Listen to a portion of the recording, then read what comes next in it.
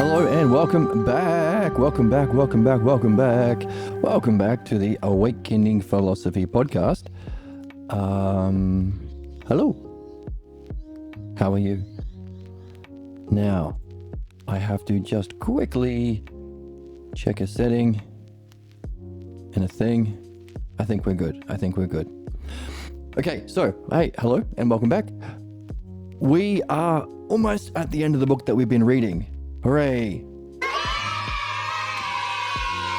But also kind of boo, because this book's a banger. We've learned so much about what is most important. Now, seeing as we have learned so much, one of the things we might want to do is bring it all together. Can we bring together everything that we've learned for ourselves? Is that part of reading? Bringing it together for ourselves in understanding. Now, how do we bring things together? Well, what we've been reading lately is that's the role of a mean term. A mean term, cracking my back. A mean term links the bottom with the top. Therefore, the mean term is the thing that we can practice, the activity we can do that will take us from where we start in ignorance to where we're going, our purpose or wisdom, or even beyond wisdom to knowing the self, a special kind of wisdom. So, the mean term. Now, Socrates has been mentioning that mean term is the third hypothesis. There is a level of reality that exists as the mean term. It has come into being to serve a purpose as the mean term, and it functions in a way that we call providence. Let me fix my fan. Providence, a kind of divine care that's extended to us from even prior to mind, or the second hypothesis. Isn't that interesting? The word providence means prior to nous, and nous is the Greek word for knowing, or the second hypothesis. So, what's that first cause or the source? The first hypothesis, the ninth oxherding picture, the self. So self is somehow functioning with intelligence to us through the third hypothesis. We've also been learning that our method, the art we're here to master, the art that makes use of our capacity for understanding, that makes use of what makes us evolved, more evolved than caterpillars and cabbages. We have the ability for self-reflection, ousia, and language understanding, logos. Ousia and logos, the art of understanding that makes use of those two things, allowing us to follow the logos, or to use the ox-herding pictures, to follow the tracks of the ox, to catch that ox. The dialectic. The dialectic is the skill of understanding and self-reflection, both ousia and logos. Dialectic, therefore, and understanding must be a way of understanding the third hypothesis. What we've been discovering is our purpose is to move from the fourth, belief, so that level of reality that allows for our cognitive functioning through ousia and a logos in the way that blocks understanding, a kind of shallow self-reflection. You are only reflecting a little bit on the beliefs that you have already, and a shallow use of language, repeating the catchphrases and imitations from your family, dear leader. Notice there's not much creativity in that. Preachers all doing the same thing. There are no right-wing comedians, because that requires creativity and intelligence and insight.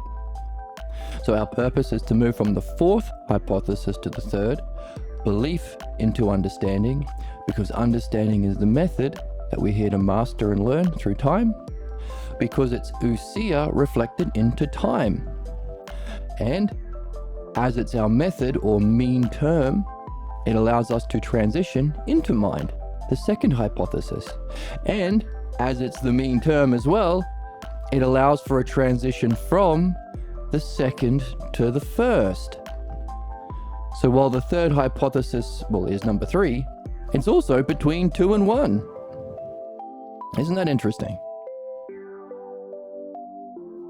So this mean term, dialectic, skill of understanding, art we're here to master, because it is what benefits. Well, it's our purpose. It's what we need to transition from the fourth to the third. It's also what our fourth hypothesis has to function in opposition to. You can't be stuck in belief if you are learning to understand for yourself. And all the people who love to give you advice, which is just a way of imitating the fake knower, the cosplaying their own belief giver. Let me vomit my beliefs onto you and act superior to you as I look down and give you advice. Garbage. What does that prevent? Seeing it for yourself. You just have to believe the advice giver. And they get shocked and offended. Shocked Pikachu face. Oh, what do you mean you don't want my advice? You have to take my advice. I had to take my bullshit advice from my earliest teachers. Why? Because understanding isn't advice. Understanding is learning to see for ourselves. Learning to see for ourselves requires bringing it together into a oneness. How do we bring what we're reading together into a oneness? Well, seeing as understanding is a mean term, we can use what's a mean term related to? A mean analogy. Analogy. Can we create an analogy? I got a hair in my eye. Can we create an analogy to bring together into a unity for our own understanding the terms in the book? Now, we've been saying that our purpose is to move from the fourth to the third, belief to understanding. Could they be in different terms of the analogy? So for instance, could we have one side of the analogy to do with the higher understanding? We could call that A. And the other to do with belief. Well, that means in that top analogy, A, you could put in also logos, because understanding follows the logos. And the other one, inside B, you could put the pathologos. You could put growth inside A and stagnation inside B. Hey, you could put the characters of the text in one of these two sides. And as understanding is our mean term or method for bringing together our own reflection, imagination, and understanding together into a unity that prepares our mind for insight and knowledge, you could add knowledge into the top analogy as a benefit or a result. So, what are we talking about here? So, like, imagine if you had an analogy: the higher a king is to his subjects, as the lower a shepherd is to his sheep. Well, you can add other terms. What about the king's royal jester? See, the jester isn't the king. So knowledge, or the second hypothesis, isn't the third, but it does have a function in relation to the third as its benefit. So, as a king is to his subjects, is to his royal banquets, a benefit the king has by virtue of being the king, so too you could say the third hypothesis is to one of its benefits the second. But also the first. as its conclusion, giving us the triad of the self that we're after, according to what we just read in the text. The first, second, and third, the knowing of the self, the state of being of pure intelligence, and the functioning providentially, caringly, beneficially through understanding. First, second, and third hypothesis. Notice, all of them sit above the fourth. Therefore, as we see, if you've ever, been on the internet, you can see tragic injustice and oppression happening all over the world, which is nothing other than the consequences of belief. Specifically, a kind of false belief that blocks understanding and benefit and can only do cruelty and harm. So as we've been reading, for believers who lack the understanding to be able to benefit and lack the knowing of the ideal model, they lack the second and third hypothesis because they're specifically at war with those things. They have to take another surrogate or substitute for what it means to be a knower. What can belief do? It can destroy things, right? You need to be an architect to build a house, but any old idiot can destroy a house or blow it up, drop a bomb on it.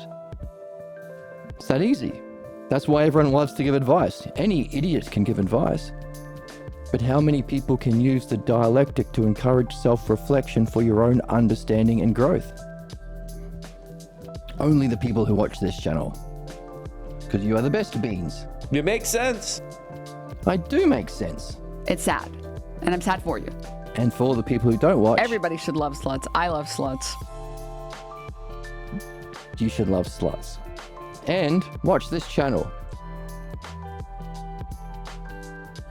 Right, Emma? The more holes, the better. That's what we've been exactly. So, crazy soundboard. You make sense. I do make sense.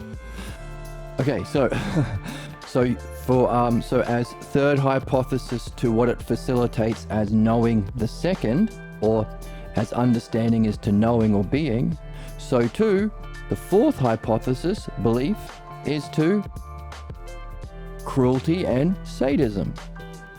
Why sadism? Because it's a cruelty they seek and they become addicted to as the mark of knowing that reflects their own pathologos, false beliefs or sickness.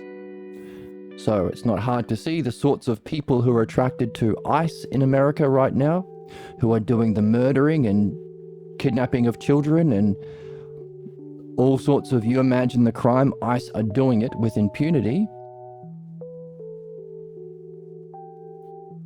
They're doing nothing other than fulfilling the implication or fantasies, or drama that follows from their own specific pathologos, sickness, false beliefs about 1, 2, and 3. False beliefs about self that they identify with, false belief about knowing the state of mind they're in that they think is the ideal, and the state of the functioning of the imitation of the third belief, cruelty, harm, instead of understanding and benefit. So, therefore, you could put in side A of that analogy our perfection and excellence. The first, second, and third hypothesis. In a recognition of self, a state of mind of being, and a functioning of understanding. But you could also put what we need to purify inside B of this analogy, based on the fourth hypothesis or belief. A false image of the self instead of the true self, the first. A negative state of mind or way of being, feeling states, instead of the second hypothesis, and a cruel and sadistic functioning instead of a providential functioning through understanding. So a cruel and sadistic functioning through belief is to providence and care, intelligent care or providence of understanding. By the way, Our perfection is following the logos. Our functioning as a dialectician would be the mastery and functioning of the logos.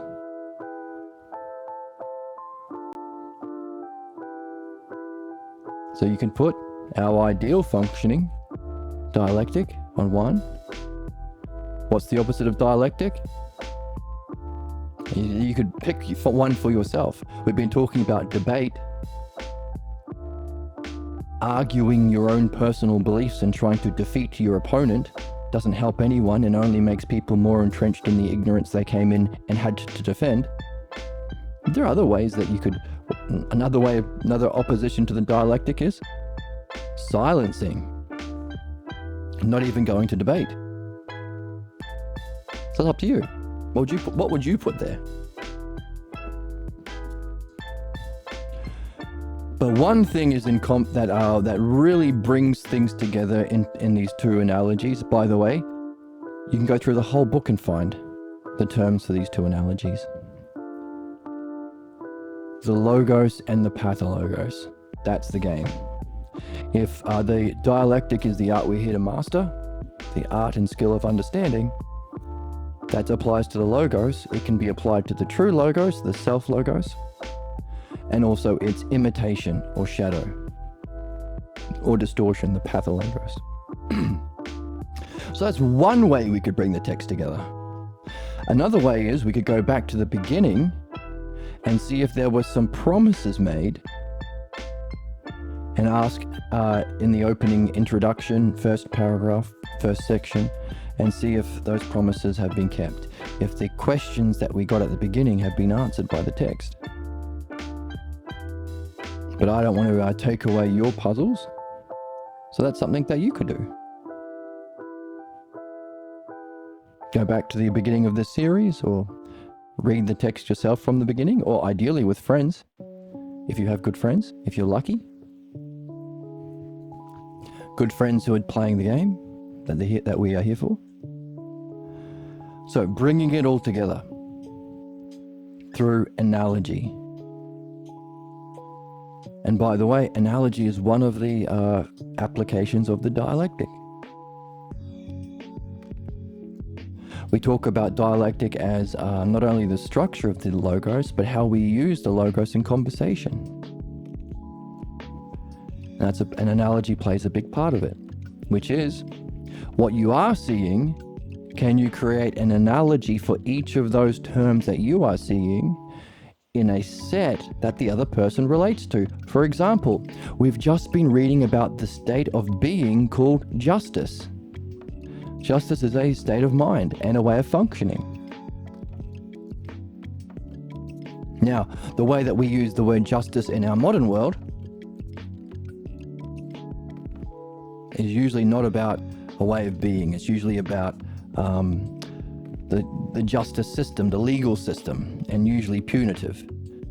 Who do we punish to balance the scales? How do we inflict suffering, belief, in a way that somehow balances some, ledger of suffering in the world? You did suffering, more suffering to you. Oh, but you're a billionaire, no suffering for you. You can do suffering. That's your right as a billionaire in the Epstein class of rulers. So we're not talking about that justice. So what do we mean when we're talking about justice, if justice is so important and essential for philosophy and for what we're all here to learn? We could create an analogy. So for instance, people are more familiar with basketball. In basketball, there's a state of being or functioning where you sink all your three-pointers and you don't miss. They call that being in the zone or being on fire. Sounds a lot like justice. So you can create an analogy. As a philosopher or human soul is to an NBA player, so too is justice to being in the zone. But notice, it's not the same. It's like, which means some same and some difference.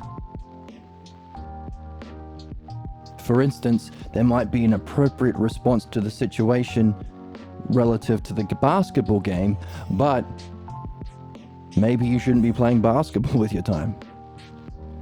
In other words, are you doing your soul's intended functioning? Or are you using that being in the zone state to do a three-pointer or a slam dunk? That's what we read about here as well. Doing one's true business in a unified way, having one app that unifies all apps. One computer program that allows you to use all the computer programs, only having to open one program. One video game that's the ultimate video game because it has all other video games in it somehow. World of Warcraft. No, we mustn't play that game. It is too good. That's the idea. See, a bunch of different analogies to explain this concept of our soul, our human soul, having one function, our intended function, having discovered it through the kind of reading we've been doing, including learning how to read, and applying it, doing our intended function at all times, in order to facilitate that zone state of mind or justice. See how handy analogy is to communicating through the dialectic and also using the dialectic or using the analogy aspect of the dialectic to bring our understanding together for ourselves. Fun?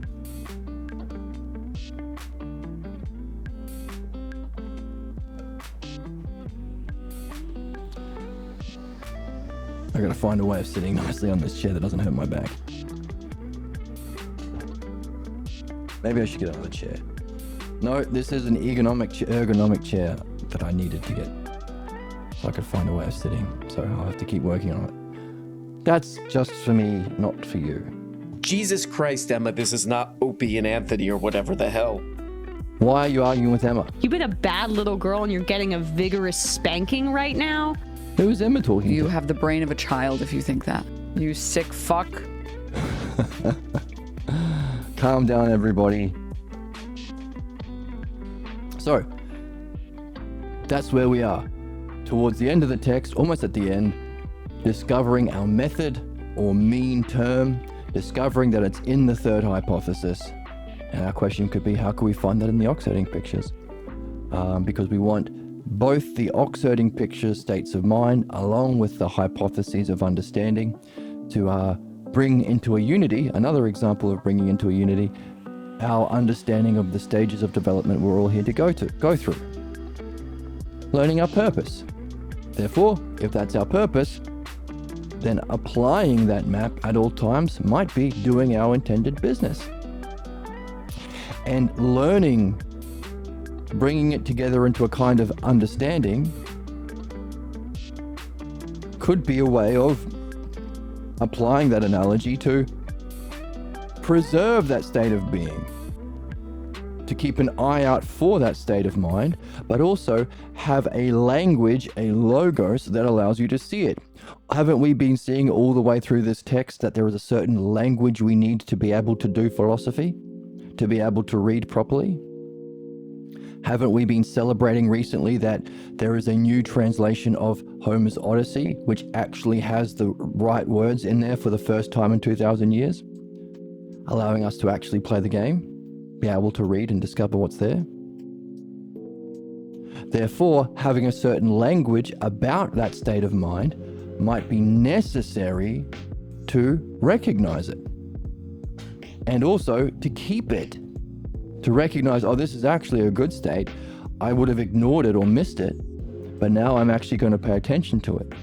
But also, if we are developing that language of those two analogies, our purpose and its distortion, the logos and pathologos, we might be able to catch things that come up while we are in that state of justice to say, hang on a second, that sounds like a pathologos counterattack or tangent or fantasy or distraction or lesser goal. I'm not going to get into that because that will take me out of that state of being of justice. Equally so, we could say, oh no, this isn't a side B of the mega analogy, this is a side A term. This is to do with reading or understanding or following the logos.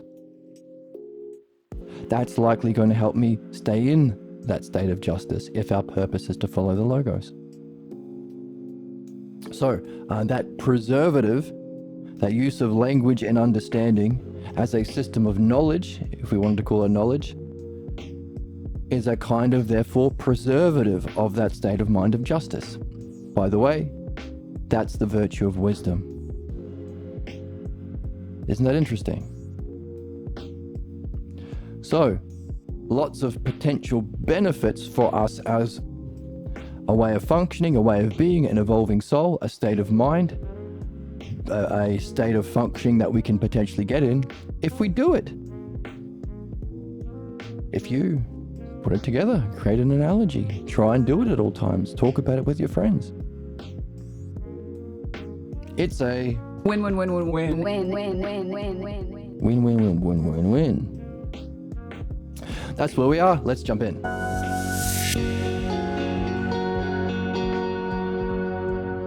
This is the right screen. This is the right screen. What the hell's wrong with you people? You sick freaks. Sorry, I pressed the wrong button. that's all. Gooners. And it was, no, not a gooner. Brain rot escalates. No, I just pressed the wrong button. Wrong. You're so No. wrong. But that's No. okay. We're all allowed to be wrong sometimes. Okay. Well, that's okay then. So here we are.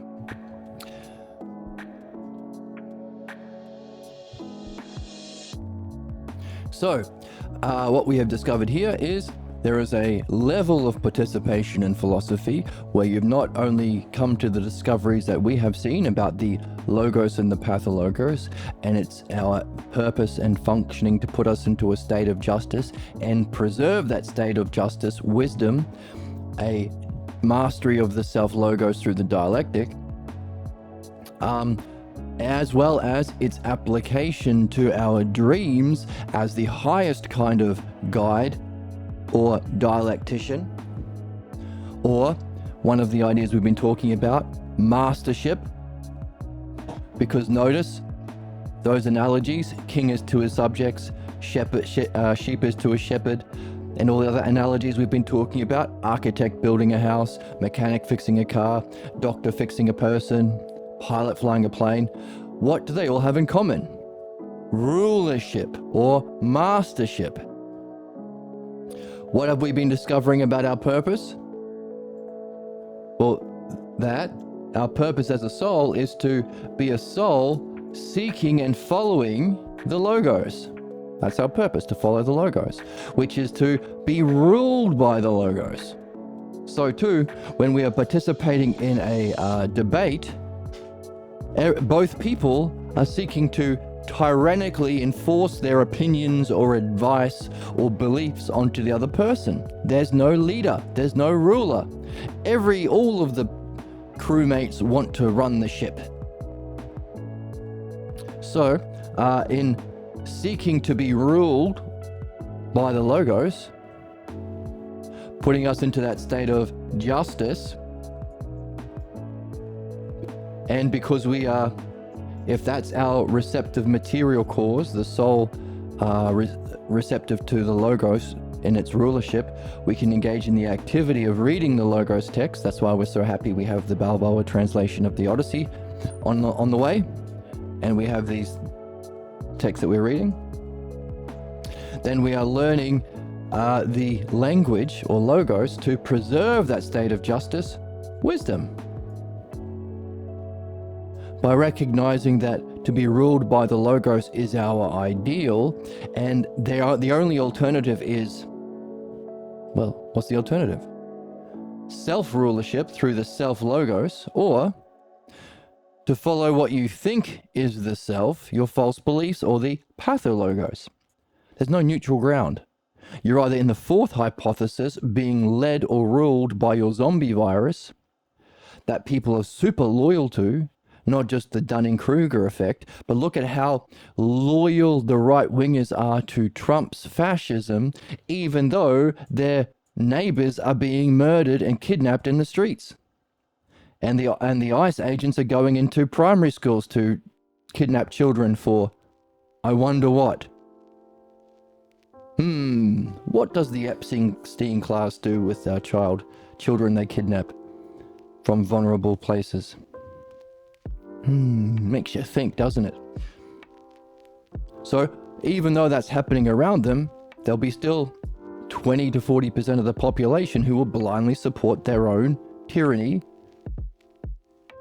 and harm. Reflecting what? It's teaching us. All of this is teaching us about the nature of the cause, the pathologos. If our purpose is to master the logos and dialectic, and its application is to perfect the self-logos and to purify the pathologos, all of the stuff we're facing is nothing other than a lesson about that. Just as every tangent or thought we have is about one of those two things. Just as every dream is about that. Either some sort of reminder or teaching dream about the self-logos, or some majority of dreams are about your pathologos. You can have high states of the logos, or you can have problematic states that reflect the problems you're living in your current life through dreams. Therefore, continuous study of your dreams is the highest activity or level of philosophy, according to Socrates and according to our own seeing, because of this kind of reflection. So those people are fiercely loyal to their own ignorance and their own oppressors, because they falsely believe them to be second hypothesis. Good, beautiful, true, caring, loving. It's not abuse, it's tough love. It's not child kidnapping, it's showing that you are strong. All that sort of stuff. So the imitation of the first, second, and third hypothesis as the pathologos, instead of the true seeking to be ruled by the first, second, and third hypothesis. To be ruled by the first, the self. Through true intelligence, the second being. Functioning what? Providentially, understanding. Third, dialectic.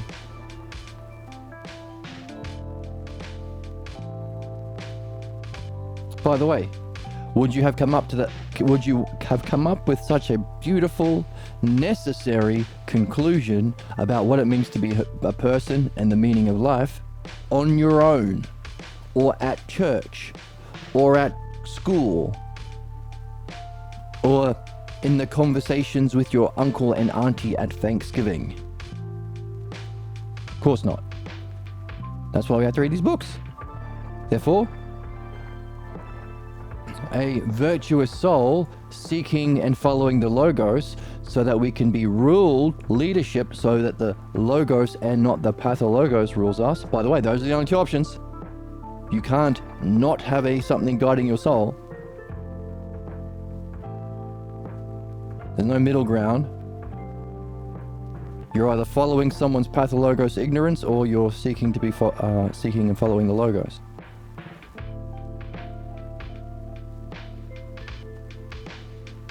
Therefore, all of the lies about our purpose. Oh, don't discuss politics and religion at the table. Why? Because we are ruled by the pathologos in those areas. And people are stupidly ignorant and loyal to ignorance in their political team and their religious team. So instead of actually bringing that to light that will free us from that ignorance, let's just not talk about it and be nice or polite. Hey, don't say all religions are bad. Say none of them are bad. Even the ones that murder women, like Christianity, or justify child abuse, or oppression of women, or murdering non-believers, like pretty much all of them. See, it's not neutral. And that's what we're seeing. The establishment left who say, everything is neutral. did nothing other than allow the Pathologos party, the right wing, to take over. So, all we are seeing in the world, in our thoughts, in our tangents, in our dreams, in other words, every possible way the mind and self can communicate with us, it is. And it's always saying the same thing. Master the Logos, as well as its imitation, the Pathologos. That's the skill or art of dialectic we're here to do. That's our intended function. Doing it at all times is justice.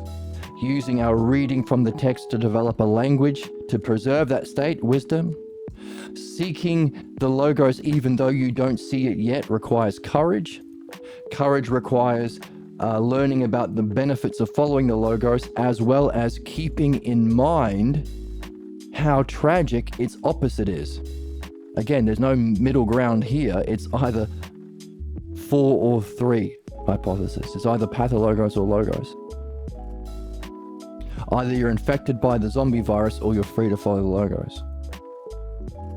Therefore, courage requires keeping in mind that the worst condition of the soul, hated by both men and gods, the Pathologos, not just lying, but the involuntary lie, you don't even know it's a lie.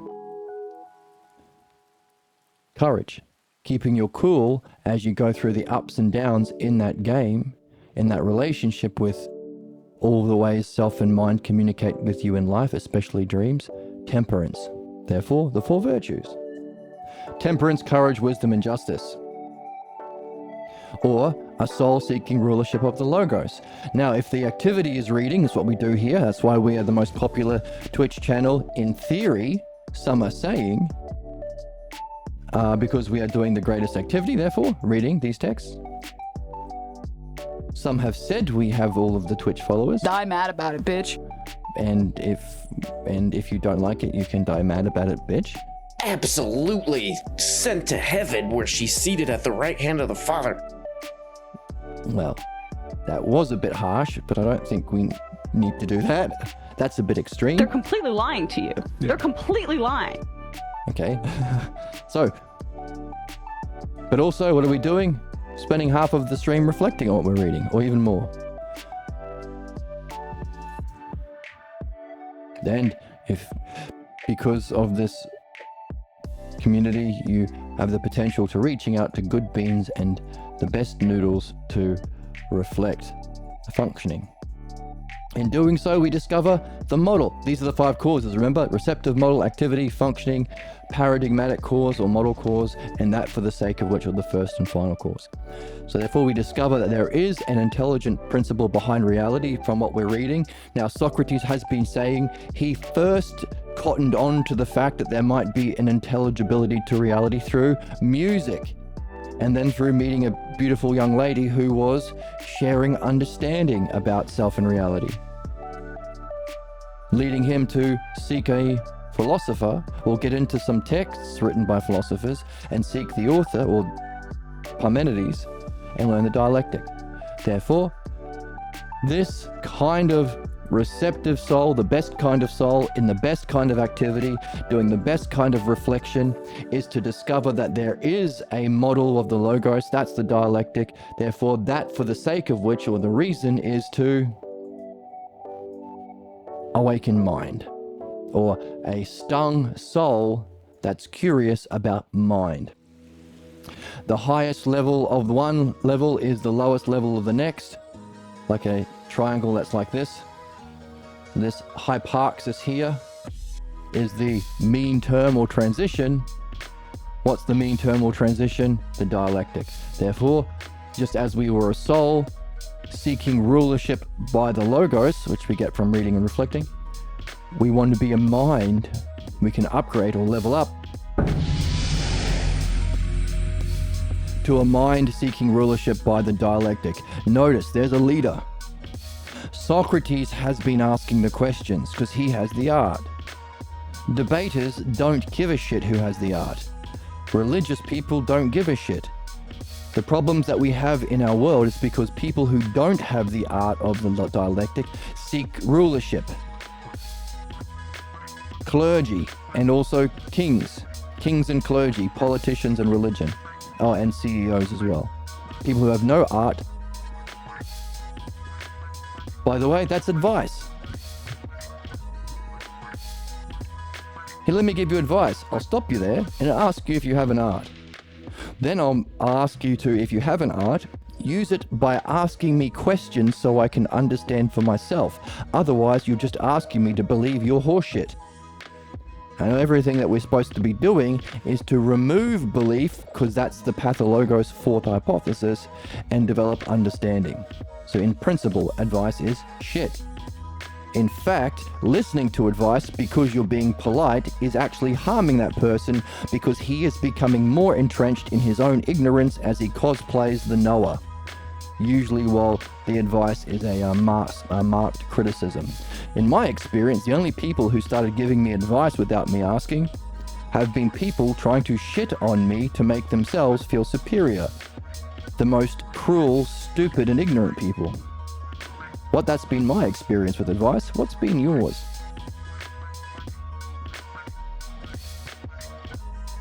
So, a mind receptive to rule of the dialectic. Dialectic can, go up. That's our side A term of the mean analogy. Perfect through the dialectic, the logos, understanding, the third. But also purify, the fourth hypothesis. Philosophy and midwifery, but also reflecting on the dialectic itself to see that we're participating in benefit. Therefore, an even higher way of functioning with others is not just, we don't lose this, we still function in reflecting and talking with our friends on what we're reading, but an even higher way is to reflect and talk with our friends as a dialectician to help them do their job. Perfect the logos, purify the pathologos. In doing so, we come to discover that the dialectic is universal. While we might have our own flair or style or kind of humor and charm in how we deliver it, our own bedside manner, you might even say, it's always the same. There's always a set structure and order of questions you can ask that lead to truth or lead to a freedom from your pathologos. Therefore, it has to have an existence prior to its functioning in understanding. Therefore, the second hypothesis, dialectic as a principle, or the third hypothesis, presupposes the second. By the way, that second hypothesis presupposes its cause, the first. So all of the categories and terms and principles needed for a paradigm or model, there's our paradigmatic cause of the dialectic, presupposes an existence, a cause for that, that's the self. Therefore, the final term in going through the dialectic is to discover that our goal is to know the self. Therefore, the highest dialectician should be the one who knows all about yourself and all about your pathologos self and its role throughout your life. Who knows that? Your dream maker. Therefore, the highest, even higher, still we're doing dialectic, still we're doing reading, but an even higher or ultimate set of causes, not a soul open to being ruled by the logos or a mind open to being ruled by the dialectic, but a self open to be ruled by the dream maker. Therefore, our highest activity or the highest expression and practice of philosophy is dream analysis. You can perfect your reading, purify your pathologos, and also facilitate direct experiences, or remember the higher direct experiences you had in your dream that you may have forgotten had you not reflected on it.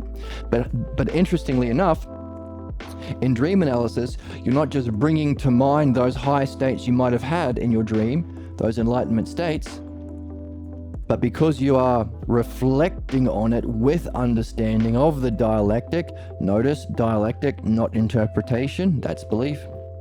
You are regaining that experience with a language.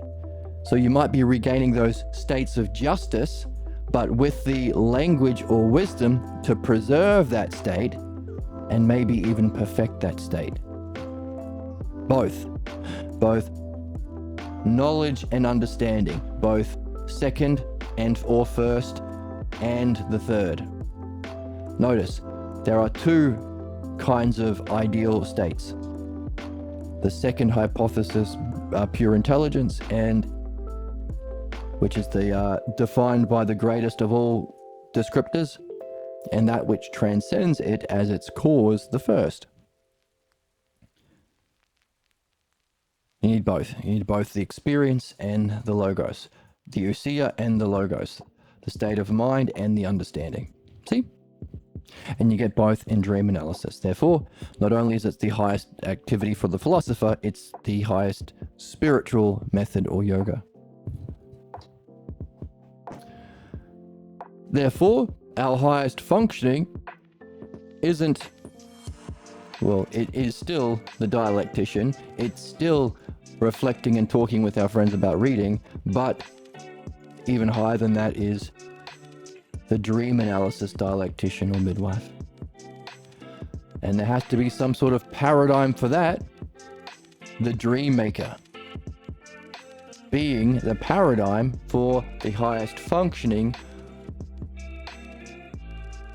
So we said on the board, the paradigm is the intelligibility of self, but really, let's add to that.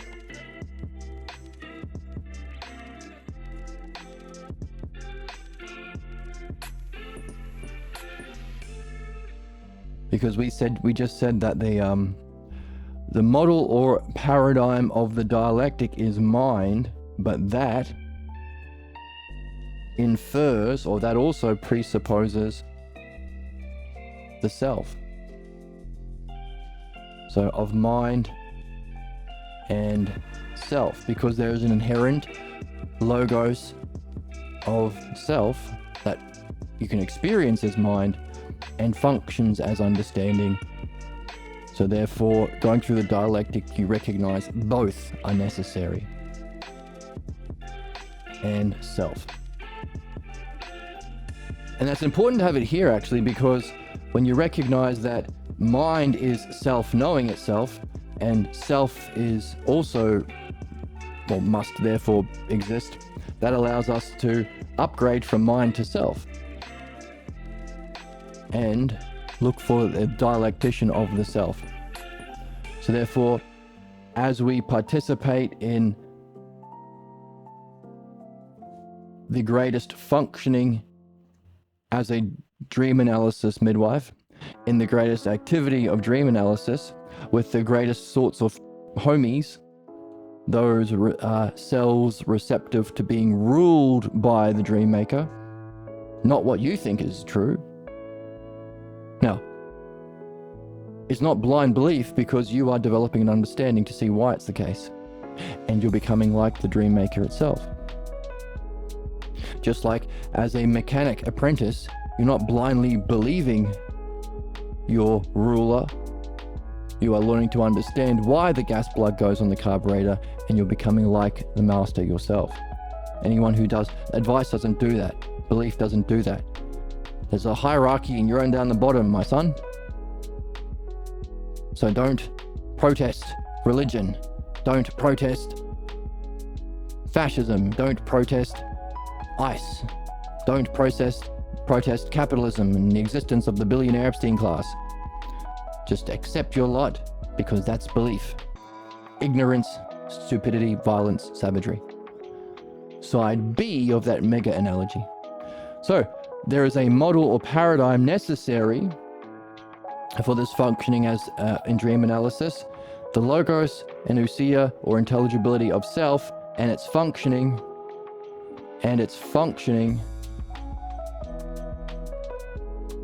is part of that paradigm.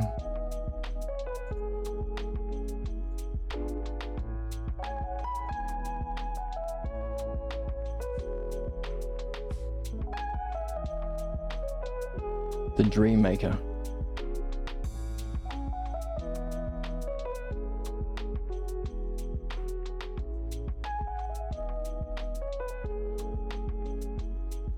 Therefore, if the highest model or paradigm of self and functioning is the dream maker, which is the highest expression of our highest purpose or functioning, we could say the purpose, or that for the sake of which we've been going through this development, is to unify self with dream maker.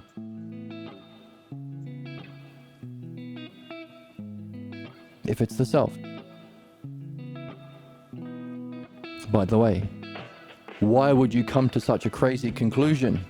Because I heard that dreams are stupid, and dreams are just chemistry, or dreams are just your subconscious talking with your ego conscious in the id conscious.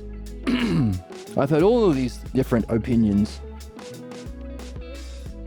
But if you've gone through it for yourself, gone through these dialectics you've been going through, seen the necessity for this to be so, all of these conclusions necessarily follow in our own dialectics, but also you can verify for yourself in direct experience, becomes undeniable, becomes obvious.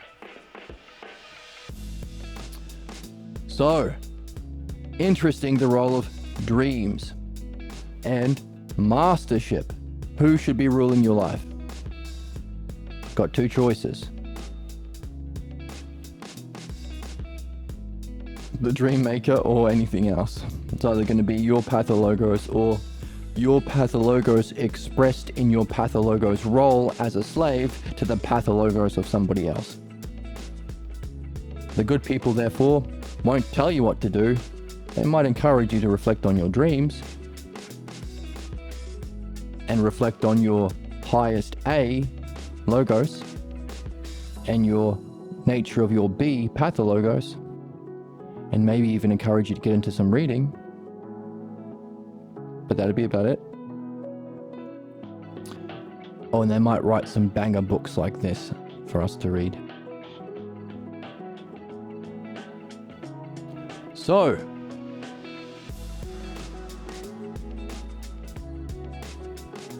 those that stand out, so that's where we are in the text. Those that stand out and above the other philosophers are those who see necessarily, not to see for themselves,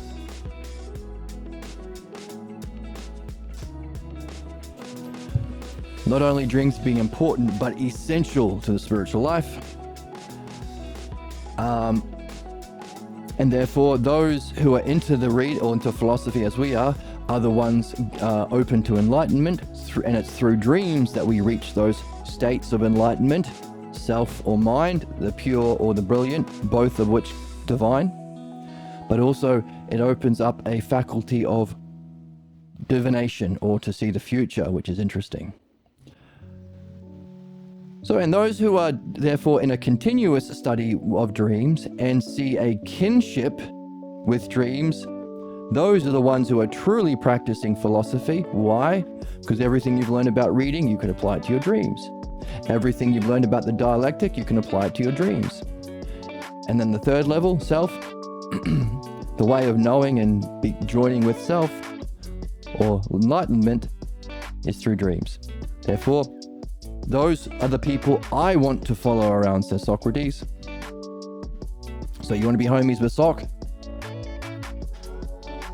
Develop a continuous study and kinship with dreams. It joins the imagination and our most profound understanding, Ousia and Logos, awakens our divine character. We're knowing the self, and we awaken a kind of cognitive function called intuitive intelligence, which we reflected on as maybe similar to being in the zone. That organ that participates in that cognitive function, the eye of the soul, intuitive intelligence, can be experienced and approached, meaning stages of development within that functioning. Therefore, we see that if we have this through dreams, then dreams must have the knowledge of God or self, first hypothesis, and the gods, second hypothesis or mind. So to guide us to those two stages of enlightenment, second and first, through an understanding and dialectic, 3, means dreams must necessarily have 1, 2, and 3. And it's 1, 2, and 3 we just read. Oh, there it is. The one, being, and soul form a triad, and this threesome is the first 3 hypotheses. Isn't that interesting? Therefore, Dream Maker is itself an expression of the ideal self we're after. Knowing and showing the self. But here's the thing. It's through dreams we awaken that art of divination, future sight. But also, all mankind is visited by dreams. Therefore, the first and second, intelligence and God, mind and self, is open to all of us, meaning no one gets excluded. No one has to be genocided, or has to be diminished because they're a woman, or because they're of a race which the old text says they have a small brain. And your family is... My head is quite large and filled with secrets. You have a larger head filled with secrets, so you are better, and you get to inflict harm. Isn't that what capitalism, or what is the other one, colonialism, or religion is all about? Dominating through violence and oppression and ignorance others? None of that, because we all get dreams. Therefore, the new way of being that is can awaken men to the new race of what it truly means to be a human being, with the ability to solve all human problems and for all humans to reach their excellence. Dream analysis as the way of being. Dreams come to us all, reveal a personal knowledge about our struggles that we all desperately need to know, but we don't have to do it through belief. It's not interpretation. So interpretation can go into your mega analogy as side B. But the kind of reflection we do of the dreams is the passageway, or the mean term, or the method. Therefore, as logos is to pathologos, as our purpose is to our problems, so too dialectic is to interpretation. There you go. Add that if you want. So, this new character of our list of interpreters to truth has seen the significance of Platonic metaphysics, and has even seen the significance of dream work, but he keeps it to himself, and he pretends to be a preacher and teaches everyone else to believe, even though he sees that belief is what hurts and harms. So he follows the importance of dream work and philosophy, which is at variance to the church's teachings, which he is himself passing on to others.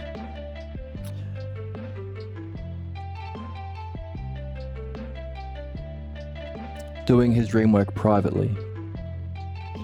So he's preaching the one while concealing his philosophy. Interesting. Whereas we would say it's a kind of wolf in sheep's clothing, in that, like Paul, except Paul was too fucking stupid to know about philosophy and dream work. So he believed his horse shit. Whereas Sneesius didn't, but still became a bootlicker for ignorance. He treated the believers as children, even though he knew that there was no actual resurrection story. He likely knew that it was added 200 years later. As we know now, there is no magicking from the dead. There is no resurrection. There is no Easter. We know this now as a fact. He took it as an allegory, but presented it to the believers, as many children are lied to about today, as actually something that happened. Oh, and then magically he magicked into heaven because magic. And then some people claimed it, and no one ever verified or validated. We just like to believe them, because belief is neat, right? Even though Christians skinned alive his own teacher. Religious people looking for a justification to play out their pathologos injustice and of cruelty and torture Who'd have thought? Oh, what's that? ICE agents ruled by the great Christian savior of the Americans, Donald Trump, of the billionaire Epstein class, are kidnapping children from primary schools in masks, in unmarked vans, taking them to God knows where to do God knows what. And are murdering people on the streets that they don't like because they're gay or a woman or just because they're a human being. Who'd have thought that Christians or religious or people who are identified with belief would act in that way? I know who'd have thought. Socrates and Parmenides and Sneesius, it seems.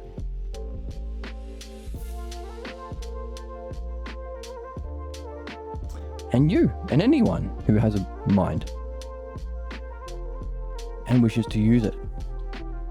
So,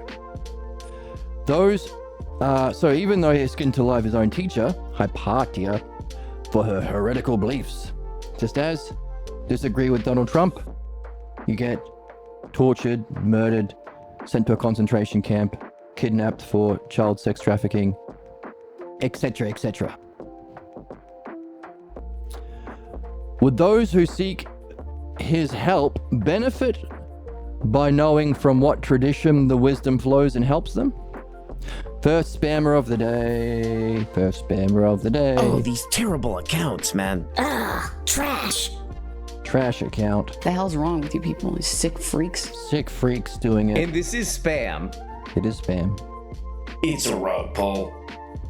And they're doing a rug pull. I hate to have to tell you this. That was fake. That was AI. And there was an AI I'm doing it. eating the testicles of this bull, and I'm eating it raw bull balls. This is You raw make- buffalo what? balls. I get it. You make everyone so mad that they want to eat the buffalo ball. It's a rug pull. And it's a rug pull. You piece of shit. There's a robot. It's a robot. It's better to come in the sink than to sink in the cum. Another good point made by the Oracle. But a bit gross. I'm going to get you. I'm going to find you. And I'm going to get you. No, it's not that bad. You don't have to find her and get her. Calm down. He's so far up his own ass. I know, right?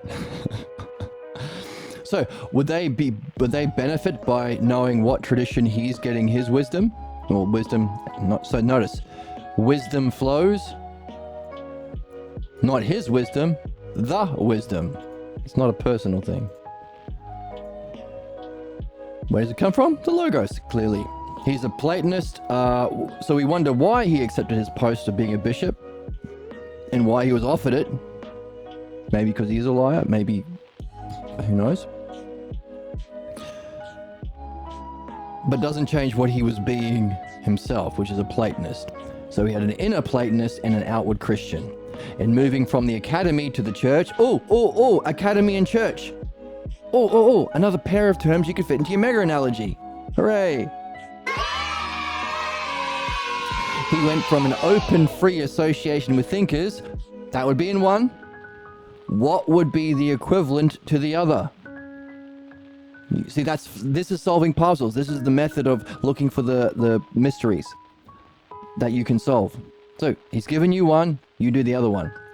Who practice contemplation, he's given you one, you do the other one. Ideally from the text. Ideally, if you can.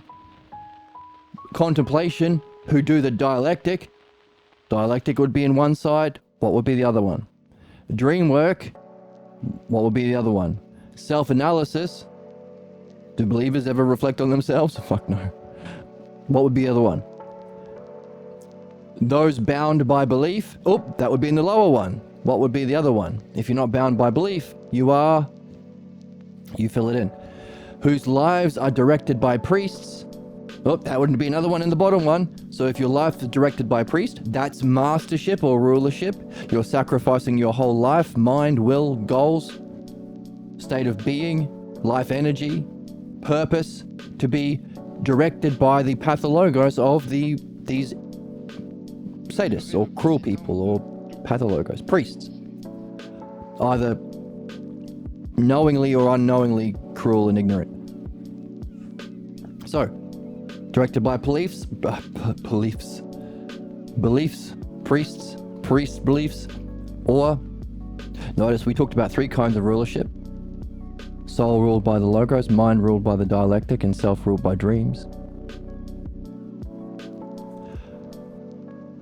So, whose lives are ruled by priests and who are hostile to non-believers. By the way, are we hostile to non-believers? Do we want to drop bombs on the people who are non-philosophers, as the Jews drop bombs on the Palestinians, as the Christians drop bombs on the Muslims, as the etc, etc, etc? Nope.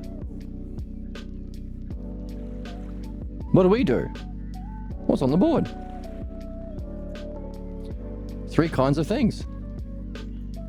Things of the soul, things of the mind, things of the self. The activity, the activity, the activity. Notice, murdering people isn't on this list, as it is for believers. Why? We talked about the archetypal analogy that underlines. So we can create an analogy from this. If the ultimate final cause is, as the dream maker functions from a recognition and knowing of the self, first hypothesis, through the paradigm of all intelligence, the second, in providence or divine intelligence in care through understanding in the dialectic in third, as the dream maker functions in this way with this nature to us,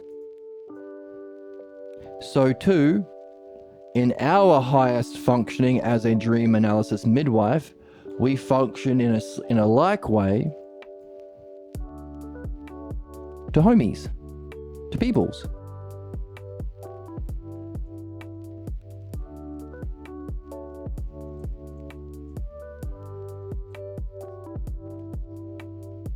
In dream analysis, in doing dialectics, in reflecting on what we're reading.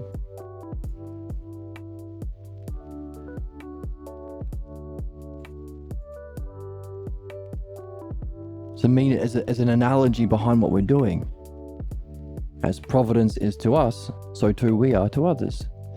As what's the underlying analogy behind the Abrahamic religions of Christianity, Islam, and Judaism?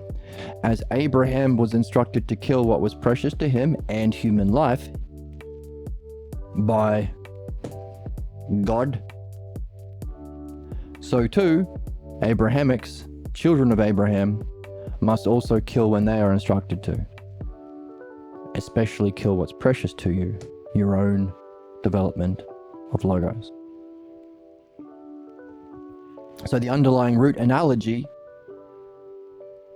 behind religion, which is hostile to non-believers. Whereas we are creating for ourselves that our own analogy to do with our excellence, but also the mega analogy. As A, the logos, with its huge extended list, is to B, the pathologos. Notice, we've already looked at the definition of belief using the logos. As to be a believer, you have to accept a limitation, and you are hostile to those who are free or unbound by your belief. You are a part, you are only a small being. You are hostile to your own experience of the whole. You can't know God, heresy. You are different in that you are the chosen people. And you are in opposition to people who want to provide universal healthcare, universal income equality, etc., all the things we need to be the same. So it's all of belief is by definition the lesser pair in opposition or hostility towards the greater. So too, understanding takes that state of mind of the whole, which was a question for us, but now we are seeing there's two personified or exemplified by our dream maker. The whole that is beyond parts, the self, using the whole and part Venn diagram. This whole that's beyond parts, and the one self, first hypothesis, and this whole of all parts in here where they overlap, the second hypothesis, or the one self in being functions as a whole from that state of mind to the parts. That's providence, that's understanding. We help people, we benefit. It's only through understanding you benefit. Never through advice, never through belief, never through dropping bombs, never through any inequality of any kind, wealth inequality, income inequality, etc. Hierarchies of oppression, be they in the church or government or capitalism, etc. Same thing. Or even just the dregs that they throw to the Nazi foot soldiers. Well, you maintain our hierarchical system of oppression and ignorance as an ICE member, and we'll allow you to do a mini version. You have no money, and you won't get to do the kinds of extended mass murder that we enjoy, and all the crazy shit we do in our Epstein parties, which I hear involves murder as well as all the other things. By the way, why did Kirsty Noems have to write a book explaining how she enjoyed murdering a dog before Trump would allow her onto his staff? I wonder why that was a kind of ritual she had to go through. And how does that relate to the things that are being leaked right now about what he and others were doing at their billionaire parties? Anyway. Now, not worth dwelling on, but worth acknowledging, because that's the range. That's the horrific, disgusting range that belief manifests as. Just as Cineas's own profound philosophical teacher was skinned alive. Pretty fucking disgusting, right? Capitalism, pretty fucking disgusting, right? Religious oppression, which does this shit, pretty fucking disgusting, right? Having a political party called conservative or right wing that seek to do this disgusting injustice and oppress and murder human beings they're supposed to protect. Pretty fucking disgusting, right? Notice, that's the truth needed to benefit. It's not polite. It's not nice. It's true and it's beneficial, just as not every dream you get is all candy and roses. You get nightmares sometimes to help you pay attention. It's not punishment. It's the implications of what follows if you stay blindly loyal to your own ignorance, because it's my religion. I guess all I know is being a Hasidic Jew. All I know is being a crazy Mormon with magic underpants. All I know is being a rich kid from a CEO family. All I know is being a MAGA. See?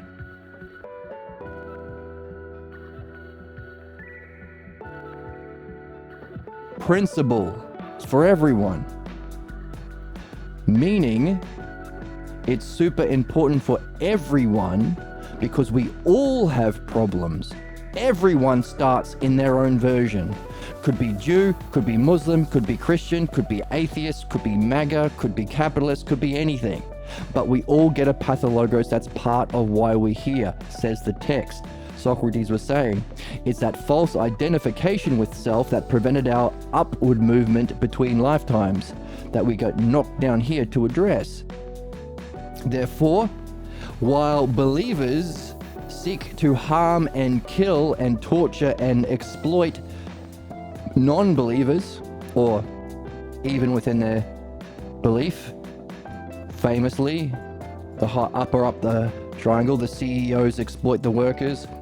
Trump exploits the ICE jackboots, stealing their money and shit. Priests and bishops exploit the followers in all sorts of horrific ways. So even within, notice, even within their group, they are the lesser in opposition to the greater. Within society or humanity, they are the lesser in conflict with the greater, and within their own souls, they are always in motion, never in rest. They are always unlike their true selves. They're always limited in conflict with their own freedom. It's every level. Talking about its expression on the global stage or within our society or species is an analogy to understand our true purpose or business, true mastership of the soul. So, as belief is bad in principle by definition, because it's the lesser in opposition to the greater, the fourth hypothesis, the third hypothesis, functions as its inverse, having a greater state of mind. And we see there's two kinds of varieties, whole of all parts and whole that transcends parts, that functions providentially. So notice, providence. The third hypothesis, providence. Divine intelligent care, providence. Why the best people in the world are the most beautiful, wonderful people? Because they radiate a beauty of self. Because they function with intelligence and a desire to care or empathy. Good heart, good head, we say sometimes. So there's the root analogy. As self or dream maker is to us, so too the best of us is to everyone, to the many. The root analogy. So just as Abraham was instructed to kill people, so too those people are instructed to kill in the name of God, in religion, in the Abrahamic religions. So notice ugliness, harm, beauty, goodness. So what we're doing is understanding why these people are so special and wonderful and beautiful. They are radiating the beauty of self, as does self. The first hypothesis literally radiates into the second. The divine luminosity is a radiation or overflow or scent, you could say. Notice it's not a creation. It's not it's not the same way that mind reflects on itself and all of its aspects, principles, and causes to create the physical world. It's more immediate. It's more of an overflow. The radiation of self is divine luminosity or mind. First is to second. So too, the beauty of these people is a beauty of self. Why? Because they are like the true self or dream maker. Why? Because they function with intelligence and care, which is what? Providence. Isn't that interesting? Do you want to be a good person? Do you want to be beautiful? So, as that is our root analogy and the definition of the cognitive definition of the function and the cognitive function of understanding. And we also came up with two ideas of beauty. The sick idea of beauty that motivates people in the fourth hypothesis or belief, and the true idea of beauty that reflects the analogy of self. So, what are we using? We're using the logos again. Why? Because beauty and goodness, providence or benefit, that is just and is our excellence. See, notice we are bringing together all of the terms here in providential functioning. We're also seeing that the ultimate, the self, is to us functioning like the self or dream maker providentially through reading and reflecting, through dialectic, midwifery and philosophy, and through dream analysis. So we are the greater because we are like the lesser. That's right, like the ultimate. And the lesser is the shadow, injustice, fake beauty, harm, belief. So all of those terms you could add to your extended analogy.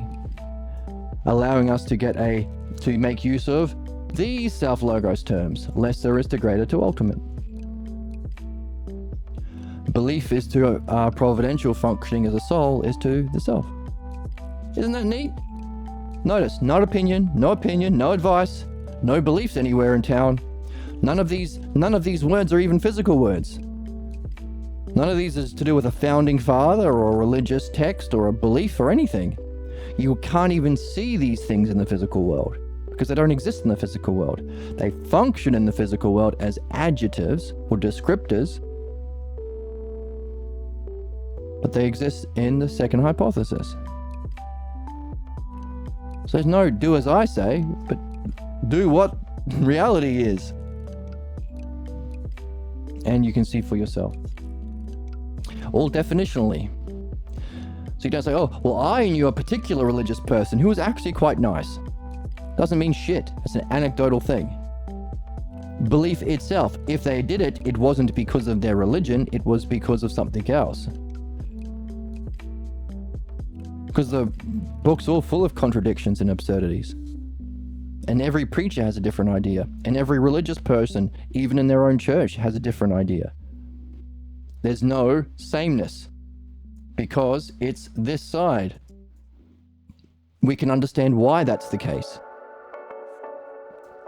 See? Understanding. Isn't it fun? I think it's fun. I ate a steak. I'm stupid. I'm drunk What? all the time, you know. All the time. I'm just like you. No, I'm not drunk all the time. Be a reasonable gooner. Well, I'm not a reasonable gooner. Die mad about it, bitch. Oh my goodness.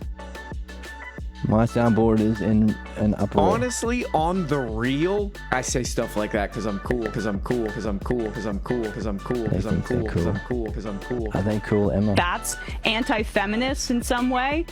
I think so too. So, notice in our functioning, not once is there a mention of a bomb, or a skinning someone alive, or a subjugating, or a kicking you out, or an excommunication, or a spraying you with mace, or a shooting you in the face. Chopping bars. It's all creating the most ideal conditions, no trace of blame, shame, no punishment or excuse for violence at all. It's creating the ideal situation for self-reflection and understanding, ousia and logos, which is literally the purpose of being a human being. If we're here to learn, it's this. If we have any meaning, it has to be what makes use of what makes us evolved. Self-reflection and language, ousia and logos. Notice, that conclusion we can see necessarily through understanding, not hope or faith. Also, it's beautiful. So we can see the standard for what makes something true, or the greater and not the lesser, true and not false. Here.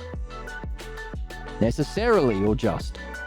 Creates the necessary conditions for our excellence, reflects the principles of reality, brings together a oneness, reflects truth itself of self, which is the cause of truth. There's a beauty to putting it together. We can try it for ourselves and benefit. These are all the standards of truth. Why? Because truth is one of the expressions of these triads, because these threes are about truth. Just as these ones are about our goodnesses, and these pairs are about how to understand, like understanding our cognitive functions.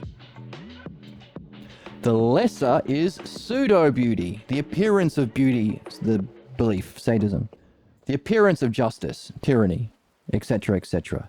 The appearance of benefit. Oh no, we have to shoot them in the head because they benefit by learning a lesson about never disagreeing with some fascist in a mask yelling contradictory orders of you.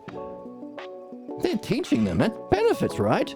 Punishment is a lie to pretend to benefit by inflicting harm.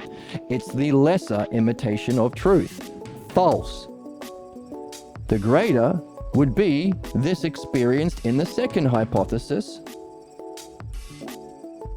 the standard of truth itself, reality itself.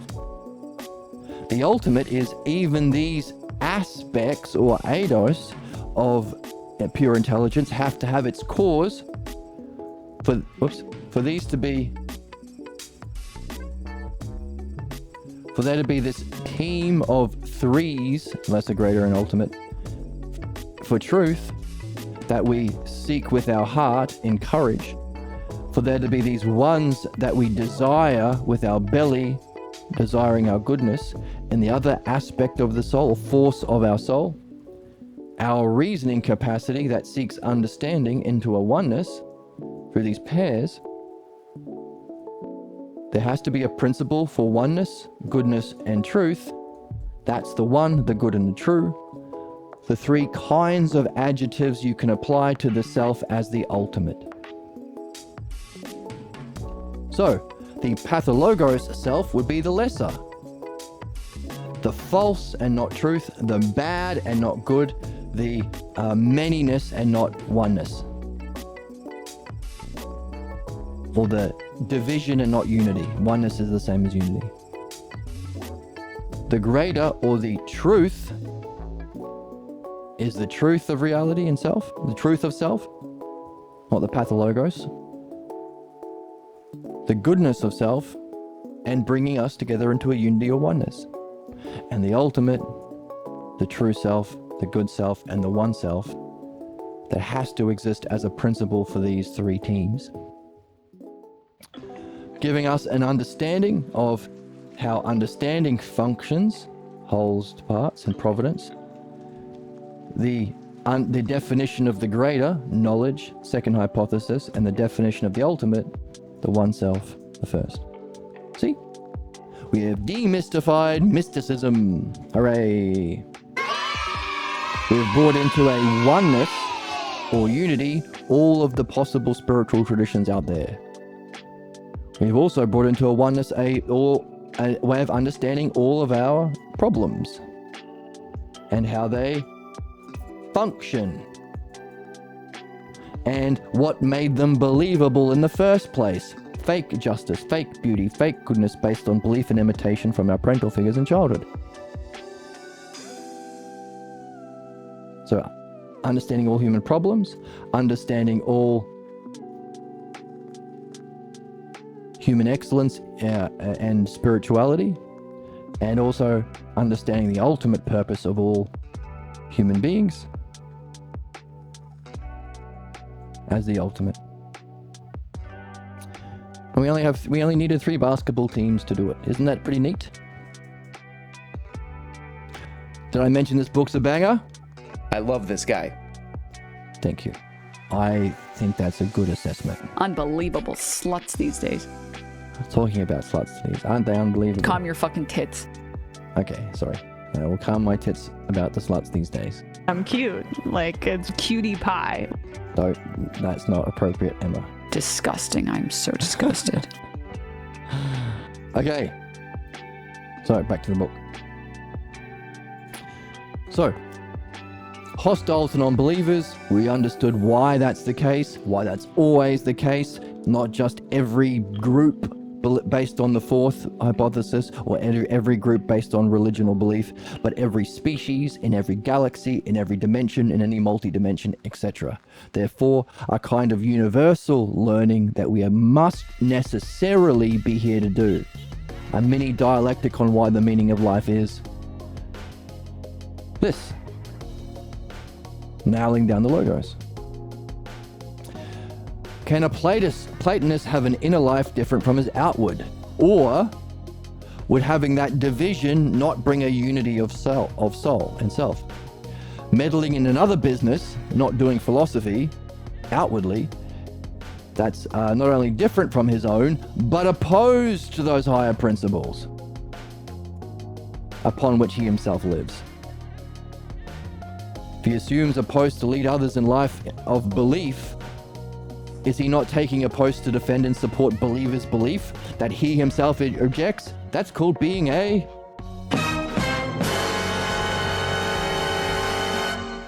dirty liar. It's better to come in the sink than to sink in the cum. Point taken? It's a guy whose head appears to be on backwards, and then a And half a lady. half lady. That's a half lady. What does that mean?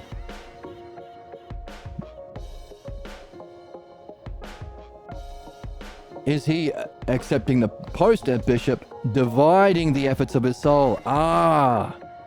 Notice, dividing the efforts of your soul. What does that mean? Less energy to work with. Less focus, less unity.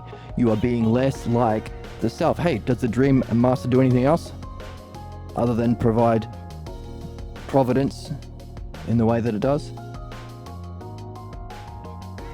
Is that a kind of prerequisite for us to reach the self? So, in dividing the efforts of the soul, has he become ruler of all the dead that lay in ignorance of the fourth hypothesis? Is he guiding his subjects to remain loyal to what he should be freeing himself from? So anyone who says, oh yeah, belief's fine, you know, you can be a crazy skinning alive of people person in your religion. Wait, does that fucking help anyone? To be polite and lie and pretend? Oh yeah, let's talk about, you know, was the ICE agent threatened by the unarmed civilian he and 8 of his thug friends shot 12 times? Maybe. I heard something bad happened to him in his past and he was threatened and he had to shoot him 12 times and murder him in cold blood. Are we being polite by entertaining that bullshit line of reasoning as a distraction from actually addressing the causes of this fascism we're facing, the pathologos fourth hypothesis, and our inability to move from the fourth to the third and understand it? Listen to the messages of self? Or by paying attention, being nice and polite, or playing stupid, as Cineas is playing stupid to his believers and treating them like children who are too fucking stupid to listen to the truth. Oh no, you must be nice to the fascists because of their feelings. That's treating them like children. They know that they're murderers. We know that they're murderers. They know that we know they're murderers. And we know they know they're murderers, but we all have to pretend Santa exists because, they're strong enough to murder innocent people in cold blood, but they're not strong enough to tell the truth about it. Bull fucking shit. Does that treating people like children and lying divide our soul? Does it make it different than the ideal we are seeking to become, self and the dream maker? Does that divide the efforts of our own soul, preventing us to get into that state of justice we seek? Is that an expression of our own pathologos ignorance that accepts the lie of some ignorant believer that's just passing on a lie so you don't fight back against their ignorance? Hey, just accept my advice. Hey, just accept my opinions. Just accept the existence of these religious beliefs or political beliefs. But they're bad and wrong. No, but don't say that. Don't talk about politics and religion. Fuck off. You're just saying that so you can get away with scamming people. Cineas, we're talking about here. Cineas. So, by babying them, treating them like children, is he guiding his subjects to remain loyal to what he should have freed themselves from, and accepting that position of manipulator of others through their ignorance, becoming a ruler of the dead that lay in ignorance? So, is he keeping them loyal to what he should be freeing them from, and appearing to believe what he has rejected? So lying. By the way, did all of the religious officials and political officials and CEOs all the time lie? I wonder if there's a principle that we all must understand, and that's our purpose for being alive in this part of history. If only there was a way of finding out. This book is a fucking banger. And this community, you're all bangers for being in this community. The more holes, the better. Exactly. I'm just asking for some Gunnar Menskin. It just seems right. No. It just seems fair. No, I will not show Guna Menskin to get viewers, because the viewers are here because they are Gunas of the mind. It's a total shit show. What? I'm eating the testicles of this No. bull, and I'm eating Don't it do that. raw. Raw bull No. balls. This is raw buffalo balls.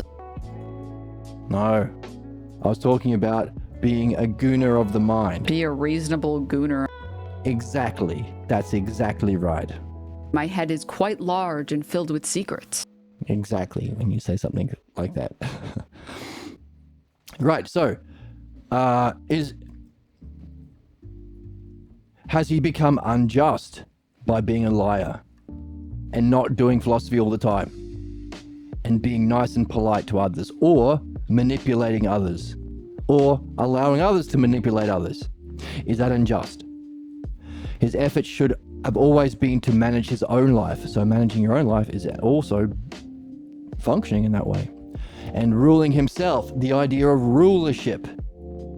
Are you ruled by mega analogy A or mega analogy B?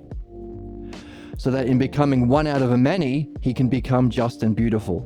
There we go. So, reflecting what we have seen, becoming just and beautiful by becoming a oneness or a whole out of the manyness or parts. Your state of mind of whole, and the whole of self, the whole of mind, and a functioning from that whole to benefit the parts through understanding the first, second, and third hypothesis, the triad or threesome of self.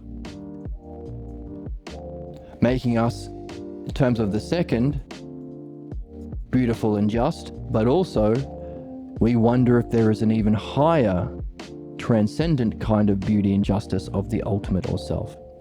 But thankfully we don't have to pick. We can have the whole threesome. We can have the greater and ultimate justice and beauty of the second and first hypothesis, knowledge and the recognition of self. Just like the Dreammaker, it seems. So, in this state, we know, becoming just. In this state that we know as wisdom, is this the state? Is this the state? So, telling the truth, being same thing, doing your business, your intended business or purpose at all times. Is this state we know as wisdom, since to preserve that inner state of justice takes a knowledge we call wisdom. Are we doing wisdom by gaining these terms, like we have on the board? By seeing how we can use them to recognize the different states of being and cognitive functions? Are we developing a language or knowledge that can preserve when we are in mega analogy A and distinguish it from mega analogy B when we're in the logos or in the pathologos? Are we doing wisdom? Have we been doing wisdom all along? The hell's wrong with you people? You sick freaks. What? And she spit on him also. And she spit on them. I think we have. I'm always good, and that is what I stand for, being good all the time. So all the time we have been being good because we've been doing wisdom. Then he has betrayed the principle of justice, Cineas. A principle that lies at the heart of what it is to be truly human. So to be truly human requires justice. Justice requires everything in this paragraph. Following the higher principles, not meddling in a business that's not your own.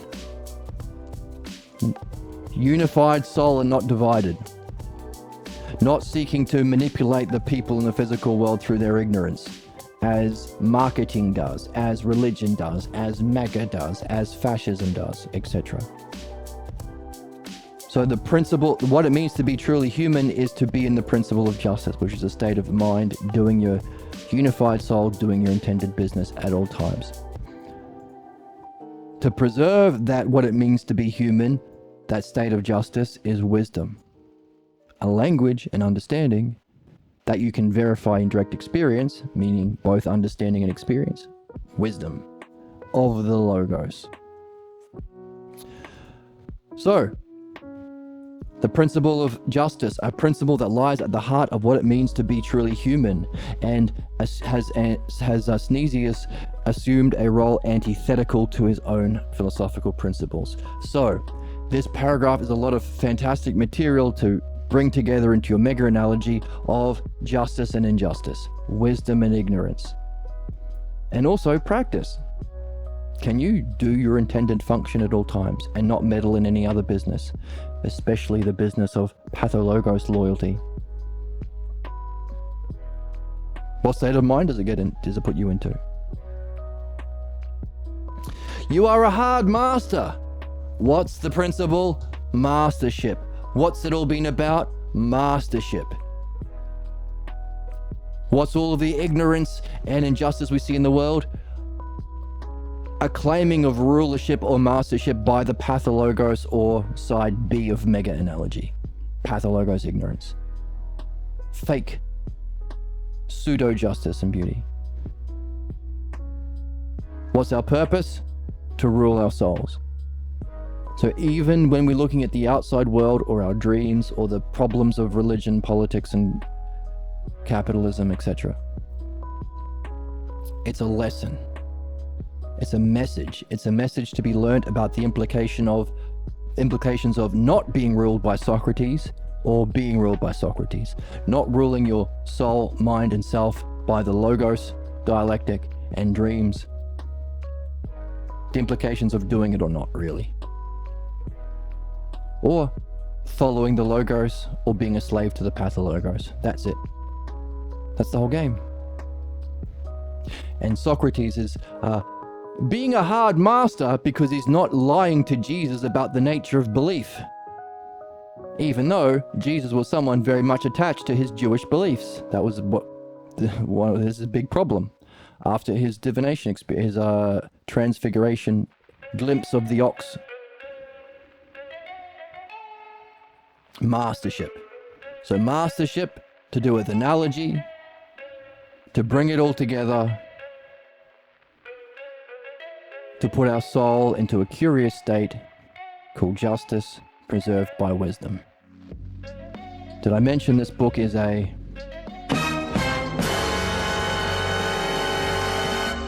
goddamn banger? Kant's a little fucking bitch. That's also true. All checks out. It all checks out. Whoops. Wow. So that's where we are. Oh, one more sentence.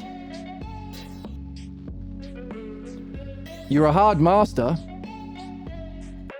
to say that anyone who lies about the nature of belief-based traditions, especially religion, is being a traitor to humanity, a traitor to their soul, a traitor to philosophy, and a traitor to self.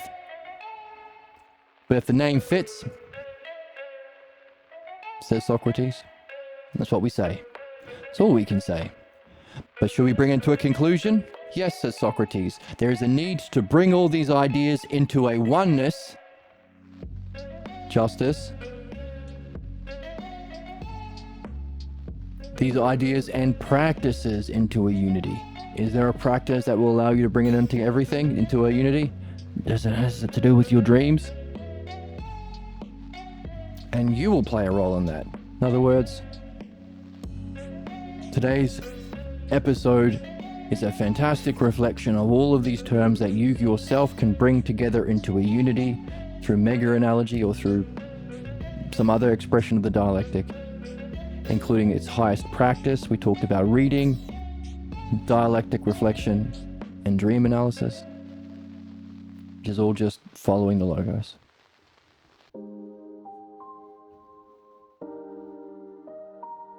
Which is something you can practice. It's a practice to see if it works. Does it put you into those states? Do you benefit in some way by keeping an eye out for the pathologos and the logos? Choosing one over the other. But also listening to the pathologos to reflect on it analogically to see the messages about your own false idea of the first, second, and third self-mind and thinking, functioning, that you don't even know you're carrying. So, can you bring all of these individual ideas together into unity? Can you practice it? Can you put you into that flow state? And can you preserve that flow state by putting these words onto that flow state, which apparently is the application of wisdom to maintain the state of justice? And that, my friends, seems to be the game of what it means to be a human, truly a human being. Are you joining the true human race? Whoops. Well, only one way of finding out. What's that one way of finding out? You can be a gooner. No, that's wrong. She's a moron. She's a bonked on the head individual, BHI. I coined that. Okay, that was, you were bonked on the head individual if you say that. Be a reasonable gooner. Maybe be a reasonable gooner is a better way of thinking about it. Especially if we say we're applying this in all times, including in our romantic relationships. Unified soul, unified functioning, state of justice, following the logos, listening to self, being ruled by logos, dialectic, and your dream maker. Is that what it means to be truly human? Only one way to find out. Best of providence to you as you verify it for yourself. I hope you had fun. I'm not going to press the joy and whimsy. Yes, I am. Where's the joy? Where's the whimsy? Where's the childlike wonder? I hope you have fun and joy and whimsy and childlike wonder as you practice this. I hope you had a good time today. And link to the text below, link to donations below, link to the Discord below, link to the text below. If I said that twice, follow and on YouTube and Twitch if you like. And I hope to see you in the next one.